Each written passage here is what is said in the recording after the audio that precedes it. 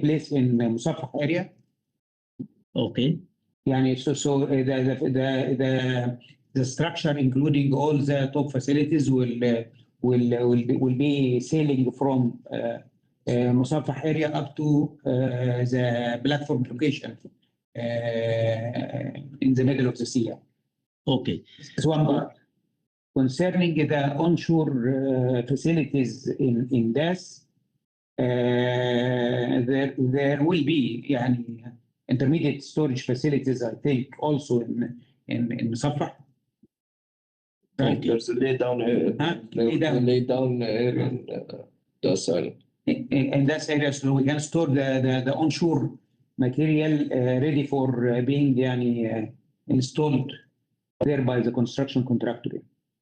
Okay, very good. So guys, I think this is a very good information shared by Hesham, that we are going to transport all this material which is going to be used during construction is from Musafah, and there will be temporary site facility, TSF will be there at Das Island project. And I want to understand what Anwar has asked. I mean, what is the facility nearby our pipeline, subsea pipeline? Say, for example, in 500-meter radius. So what is the major facility? Hesham, you are able to understand? I mean, we are saying this.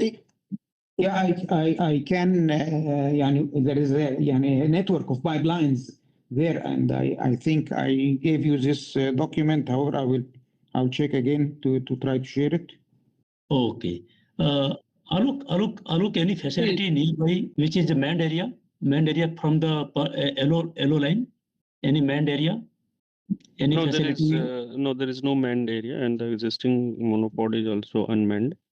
And the new facility which we are doing as part of this project is also unmanned platform. Okay, very good. So Anwar bhai, is this correct information for you? Yeah, it's correct information. Moreover, these facilities, we will consider it as internal stakeholders. Means if there are any workers working on site, they will be handled under the health safety environment, HSE, or this occupational health safety studies. But external stakeholders, there are no external stakeholders because there is no accommodation of the local people. None is residing on the island. There are some. Yeah, there is. Yes. Sorry. Yeah, there is because this project scope is in the existing facility already, DAS in DAS, yes. And the new pipeline also is coming in between the two existing pipelines. So we don't have any external the areas which are inhabited by any other, the general population. Yeah. So there is only one element which we'll consider during the checklist is about the fishermen. There is fishing in these areas, although as you mentioned that there are already this area pipelines. Yeah, because this area is all the network of the existing pipeline, so I don't think or understand that this is a regular fishing area, because this all areas will be controlled by CISPA and ADNOC.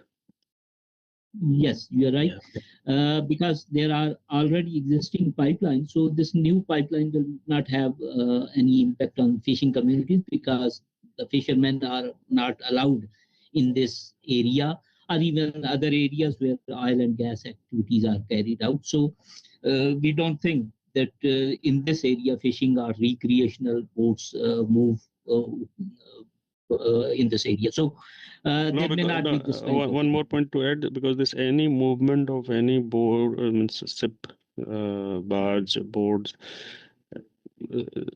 is only allowed after the approval of this PPA, DAS PPA. Yeah. So nothing can move in this corridor without the proper approval. Correct.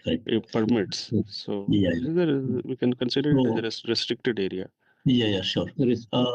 Anwar, I will share my screen for a second. This is the last question from my side. Then Pure, please help me. So guys, if you are able to see my screen, I want to give a very good information to Anwar and team. So Anwar, last week we have done the PHA workshop. So we Right. have done the Hajit, we have done Envid and Wahid. So just for your information, this is a pure water, you can say. And this water is free from H2S, free from gas, free from oil. And we could Right. not find out any major accident hazard. So that means for operational point of view, once you construct this facility and after construction, when you start operation, there is no threat to anyone, including our Right. operator, maintenance, or any contractor. But during construction, you may ask this question while you are going for the checklist. You may have some movement of the ship, some movement of barges, some movement of boats. So that may have some impact to, our internal stakeholder. So this is the information I wanted to give it to you. Just to make you confident that there is no MAH. This is only, disposal water facility after de-oiling, and oil concentration is 5,000 ppm only. So we could not identify any pool fire. We could not identify any jet fire.